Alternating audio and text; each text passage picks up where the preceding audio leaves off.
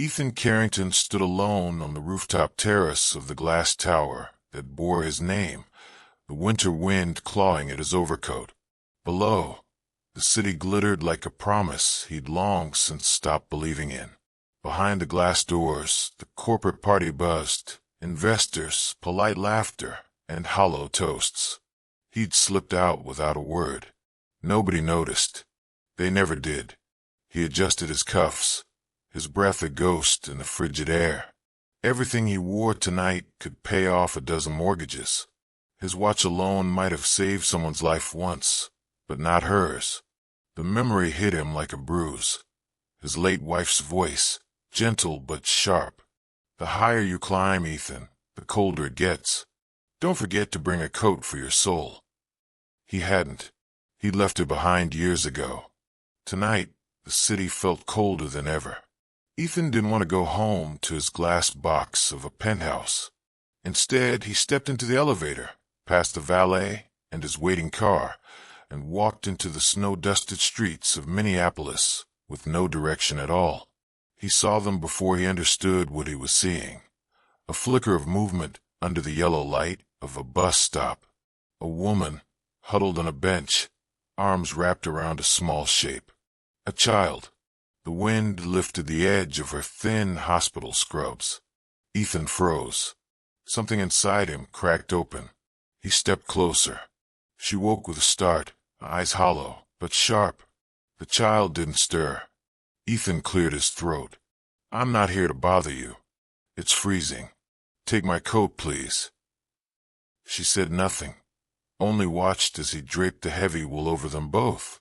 The child sighed in her sleep, pressing closer. Ethan stepped back. "Tell the diner on Fifth Ethan sent you. They'll feed you. No questions." She held his gaze, cautious, tired, but alive. He turned, the snow swallowing his footsteps. He didn't look back. Not yet. The cold always woke Naomi first, even before her eyes opened. Her bones remembered. The stiffness in her back, the burn in her lungs, the ache in her hands that used to hold scalpels and syringes. But this morning, there was something different. Something heavy draped over her shoulders, warm, real, not from a shelter bin. She blinked at the coat.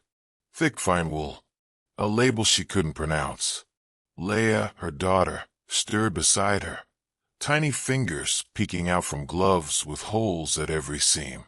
"Mommy." Leah's voice was soft, half asleep. "I'm here, baby."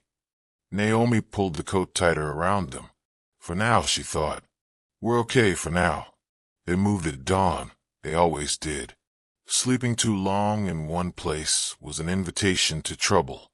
Naomi's feet crunched over old snow as she guided Leah down the block, her mind already scanning for coffee shops with open bathrooms, churches with unlocked doors. At a corner diner, a flickering neon sign blinked, "Open all night." Naomi hesitated outside the window, looking at the warmth inside, the people laughing over cheap eggs and burnt coffee. She never stepped in unless she could pay. Pride was a currency she still clung to. But the waitress spotted her through the glass and pushed the door open. "You Naomi?" she asked, like she'd known her all her life. Naomi froze. "Yes." The waitress handed her a folded note. Just one word scribbled on a napkin, Ethan. She added, "Guy came in last night. Said if you showed up with your kid, you'd get breakfast. It's covered." Naomi wanted to protest, to say no thank you were fine, but her stomach answered for her. She and Leah sat in a corner booth, Leah's eyes going wide at the plate of pancakes that appeared in front of her like a miracle. "Did you make this, Mommy?" Leah asked, sticky syrup on her lips. "No, sweetheart," Naomi said softly, her eyes fixed on the window. "Someone else did." Across town, Ethan sat at his desk, staring out the floor-to-ceiling windows of his penthouse. Below, the city glowed under a fresh layer of frost. He should have felt proud. Carrington Health Tech. His name was stamped on every glossy wall and shareholder memo. He built something unstoppable, but unstoppable didn't feel like enough anymore. He could still see Naomi's eyes, that haunted steadiness. A nurse, he'd guessed by the scrubs. A nurse without a hospital, a home, or a safety net. Casualties of efficiency he'd once promised would save lives. His phone buzzed. Julian Vance's name flashed on the screen. Ethan ignored it. He grabbed the quarterly report instead. The same one that bragged about the new AI diagnostic network. The one that would cut nurse staffing by 40% across every hospital they touched.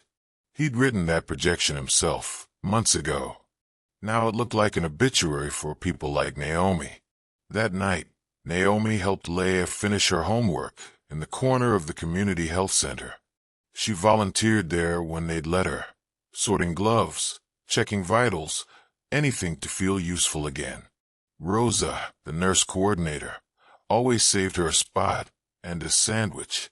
"You look tired," Rosa said gently as they packed up for the night. Naomi shrugged. Better tired than invisible. She stepped out into the sharp night air, her breath turning to smoke.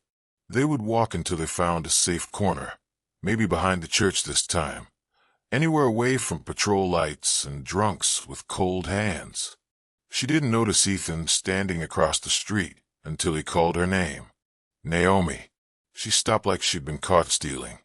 "You shouldn't follow me," she said, her voice flat.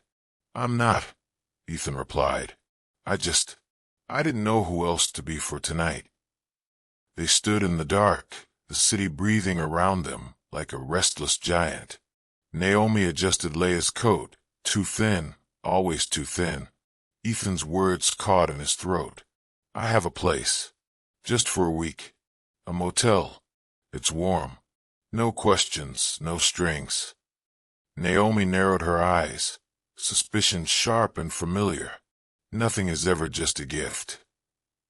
Ethan held her gaze. No slick promises, no easy charm. Just him. "Then let's say it's a coat for your soul." She looked down at Leia, whose eyelids fluttered in the cold. She wanted to say no. She wanted to believe they were fine. But they weren't. "Okay," Naomi whispered. 1 week. When they reached the motel door, Ethan handed her a key in a plain envelope. Leia tugged his coat sleeve before they went inside. "Will we see you tomorrow?" she asked. Ethan blinked. The question hit him harder than he expected. He knelt down, eye to eye with the little girl. "Yes," he said. "I'll be here tomorrow, too." Ethan didn't sleep much that week.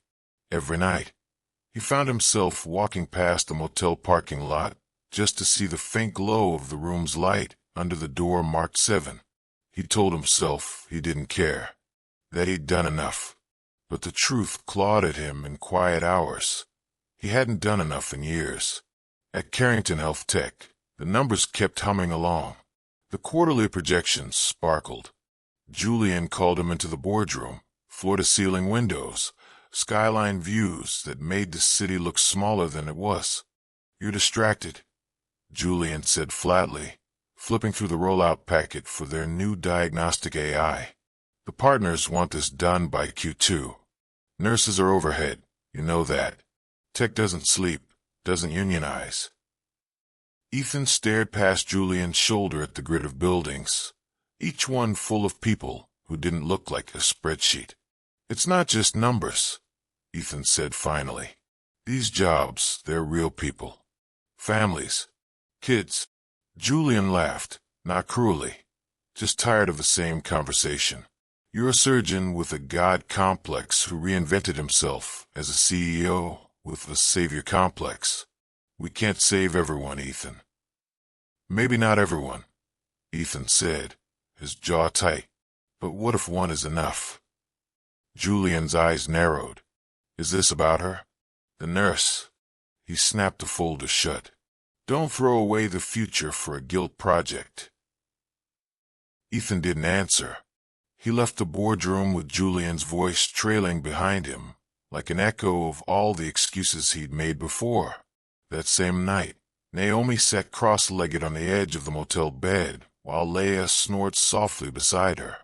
The coat Ethan had given them lay folded at the foot of the bed. She tried to wash it in the sink, soap and hot water under the bathroom light, but it still smelled like him. Some part of her hated that. Don't get used to warm, she told herself. Warm always ends. She thought of the times she'd sat by a hospital bed at 2 a.m., charting vitals while families slept in cracked vinyl chairs. She believed in people back then, in medicine, in her mother's words that kindness always came back around. She didn't believe in much anymore. The next morning, Ethan found her at the church kitchen. Naomi was rinsing out soup trays, shoulders tense, hair tied up in a messy knot. He watched from the door for a long moment before stepping in. "You're following me again," she said without turning around. "I'm not." He grabbed a towel, joined her at the sink. "I'm just showing up." She snorted under her breath, but didn't shove him away. They fell into a rhythm, wash-dry stack. It felt almost normal. Between ladles and dish towels, Naomi told him about her mother, Sharon, a waitress who used to leave extra pie for single moms on graveyard shifts, about the hospice bed where she died, about the severance email Naomi read on the bus after a unit closed. Ethan listened, hands in the warm water, heart somewhere else entirely. "Why do you care?" Naomi asked finally, her voice raw. "Because I forgot," he said, "what it means to show up when it costs you something." It should have been enough. But life doesn't tie itself up that easily. A week later, Naomi stepped into a diner bathroom to wash Leia's face before breakfast. On her way out, she passed a framed newspaper clipping near the register. Carrington Health Tech sponsors MedSphere merger. A photo, Ethan and Julian, smiling beside a hospital wing sign. She froze. Her eyes scanned the fine print. MedSphere absorbs pediatric units, centralizes staffing to improve margins. It was the closure that cost her everything. Naomi's mind spun. She left her plate untouched, grabbed Leia's hand, and walked out into the cold. When Ethan showed up at the motel that night, Naomi didn't open the door. She stood behind it, voice sharp, hands trembling. "You want to fix what you broke, Ethan. You funded it. The shutdown. You wrote the check that pushed us out here." His words stuck in his throat. He wanted to say I didn't know, that he'd meant well, but excuses felt empty now. "Naomi." "No," she cut him off. "I'm not your redemption story. I'm not a debt you get to pay off. Get out." He left the motel key with the front desk anyway. One more night in the warm, even if she never used it. The city swallowed Ethan that night. He walked the blocks he once drove through in silence. The steel and glass that bore his name felt smaller now, a shrine to a man who'd stopped asking if his choices cut deeper than they healed. At dawn, he sat in his penthouse study, lights off, the skyline glowing like a cold wound. He pulled out a blank sheet of paper and wrote 2 words, "Walk away." And under it, he wrote her name. Days later, Naomi found an envelope slid under her door. Inside, a single letter. Carrington Health Tech was pulling out of the MedSphere deal. No press release. No spin. Just a simple note scrawled in Ethan's sharp handwriting. "I didn't know what I built was erasing people like you. I'm done building that way. I hope someday you can believe that." Behind it, a photograph. Ethan in hospital scrubs, years younger, grinning with a patient whose face was blurred for privacy. On the back, 3 words, "Before I forgot." Naomi sat on the motel bed for a long time, Leia curled at her side. She thought of the cold nights, the bus stop, the coat wrapped around her daughter, like a promise she hadn't dared to make. Is this what hope looks like? She wondered. Not a gift, but a choice. When they met again, it wasn't planned. Naomi stepped off the bus near Whittier. She heard from Rosa about a building up for lease, an old pediatric clinic that had been shuttered for years. She went to see it. curious more than convinced. And there was Ethan, standing in the snow with a ring of keys in his hand, looking every bit as uncertain as she felt. "You did this?" she asked, her voice small. "I leased it," he said. "It's nothing yet, but maybe it could be. Sharon House." Naomi's breath caught at her mother's name. "It's yours," Ethan added quietly. "Or ours, if you want it to be." She stepped up onto the cracked sidewalk, snow brushing her boots. She looked at the dark windows, the peeling paint, and beyond that, the space that could hold families like hers, nurses like she used to be. Naomi turned to him, her eyes bright with something fierce and fragile all at once. "If we do this," she said, "we do it my way. No ghosts, no charity, real care." Ethan smiled, that soft, tired smile that said he finally understood. "No ghosts," he promised. "Just us. Just care." The day Sharon House opened, the snow fell in slow spirals, soft, forgiving, like a promise that maybe this winter would be different. Naomi stood in front of the old brick building with its freshly painted green door, the brass numbers gleaming under the street lamp. A small banner fluttered above the steps, "Sharon House, where care begins again." Volunteers bustled inside, setting out donated coffee, folding blankets, second-hand medical supplies. The air smelled like fresh paint and hope. Ethan stood beside her, his scarf crooked like always. He watched her eyes trace the sign, the windows, the people lined up quietly along the sidewalk. Some were young mothers with strollers. Some were old men with trembling hands and eyes that no longer trusted warm rooms. "Do you think she'd like it?" he asked softly. Naomi turned. "My mother?" He nodded. Naomi looked back at the crowd. She imagined her mother there, hair pinned back, apron dusty with flour from the pies she always gave away for free to strangers who looked like they'd forgotten how to ask. "She'd call you dramatic," Naomi said, laughing once under her breath, "and then she'd roll up her sleeves and get to work." Ethan grinned. "Then we'd get along fine." They stepped inside together. Sharon House was nothing fancy. Scuffed floors, old waiting room chairs, a tiny back office Naomi refused to claim as her own. But the heaters worked, the coffee was hot, and the door would never close before someone had a chance to be seen.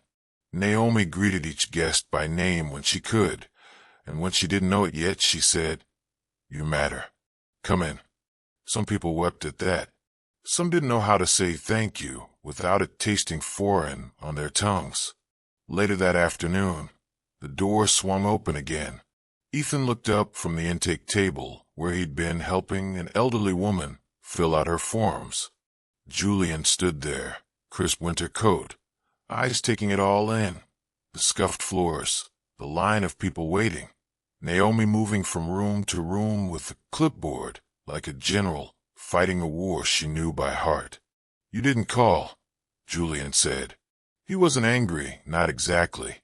He just looked tired, like a man who'd run out of polite lies. "I didn't think you'd come," Ethan said. Julian stepped inside, hands in his pockets. "I needed to see what you threw away a fortune for." Ethan bristled, but Naomi touched his arm, just once, light as breath. "It's okay." Julian walked the length of the hallway, pausing at the exam rooms, the coffee station manned by an old friend of Naomi's mother. He lingered by the sign with Sharon House etched in cheap brass. When he turned back, his eyes were softer. "It's not pretty," Julian said, "but it's real." Naomi stepped forward. "That's the point." Julian studied her, the nurse whose name he heard Ethan mumble in late-night boardroom fights. "You're going to need supplies. Staff. Licenses. This place will eat you alive if you don't get ahead of it." Naomi lifted her chin. "Then we fight back. Together." Julian gave Ethan a look, a grin, half disbelief. half surrender. You always were stubborn.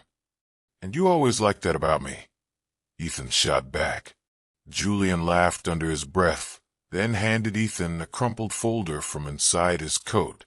A contact at the St. Paul Free Clinic. She's got surplus equipment, some nurses who hate red tape. Tell her Julian sent you. Ethan blinked. You're serious? Don't make me say it twice, Julian muttered. Then he looked at Naomi one last time. Your mother would be proud. So am I, not that it matters. It matters, Naomi said, and she meant it. By dusk, the line outside Sharon House had doubled. Kids in donated coats chased each other along the steps, their laughter echoing against the brick. Naomi sat with an older man who hadn't seen a doctor in 5 years. Ethan helped Leah, who now wore a staff badge too big for her coat, hand out muffins and water bottles. It wasn't perfect. It never would be.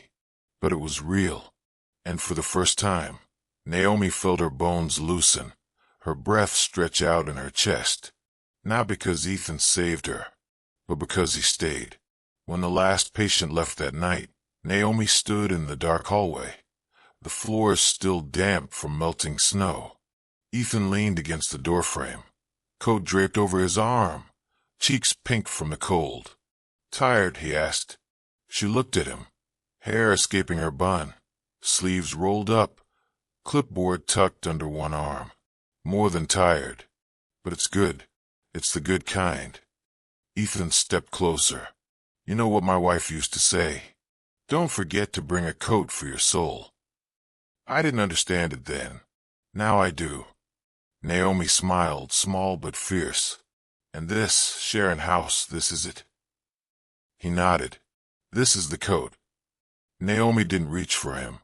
She didn't have to. Some distances don't need closing when you finally learn how to stand side by side. A week later, Sharon House felt like it had always been there. A warm pulse on the edge of a city that liked to pretend it didn't see its own shadows. Naomi stood by the front window just before dawn, a mug of cheap coffee in her hands, watching the first snowfall of the new year drift down onto the steps they'd just shoveled clear. Inside, the small waiting room buzzed. A mother with 2 toddlers, wrapped in blankets too thin for January. An older man humming to himself, while Leah sat cross-legged on the floor beside him, teaching him how to fold paper cranes. Ethan walked through the hallway with the clipboard tucked under his arm. No suit, no sleek watch, just the same scuffed boots he wore when he volunteered. When he spotted Naomi, he paused. Their eyes met, not with the heat of something borrowed, but with the steadiness of something built. She stepped outside for a breath, boots crunching through the fresh snow. Ethan followed her, closing the door softly behind him. You keep watching the street, he said, his voice low. Naomi shrugged. It's how I remember who I was. And who's that? He asked. She smiled, small but strong. Someone who survived. Someone who stopped waiting for someone to show up until you did. Ethan's breath fogged in the cold.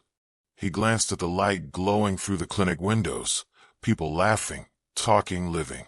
You know, he said, all those nights on the roof, I used to think I was building something big enough to fill the empty spaces inside me. And, Naomi asked. He laughed softly. Turns out, you don't fill the empty spaces by building walls. You do it by leaving the door open. Naomi looked back at Sharon House, the battered sign, the uneven steps, the hallway that smelled like old coffee and new hope. She could hear her mother's voice somewhere in the back of her mind. People don't need you perfect. They just need you to show up. She turned to Ethan. Thank you for showing up, even when I told you not to. Ethan slipped his gloved hand into hers. You did the same for me. Inside, Leah pressed her palm to the window, waving at them, her breath fogging the glass. Naomi laughed, a sound that felt bigger than her ribcage could hold. What happens next? Ethan asked. Naomi squeezed his hand. We keep the door open. For people like us. People who forgot they were allowed to come in. He nodded. No more glass towers? No more glass towers, she echoed. Just these bricks. These people. This coat for the soul. Snow kept falling, covering the sidewalk, the steps, the footprints that led inside. And for the first time in a long time, Naomi didn't feel like she was standing on the outside looking in. She was home. When the world tells you to build walls, build a door. When life strips you down to the bone, find the people who will wrap you in a coat warm enough for your soul. Because sometimes kindness doesn't fix everything, but it reminds you that you still belong.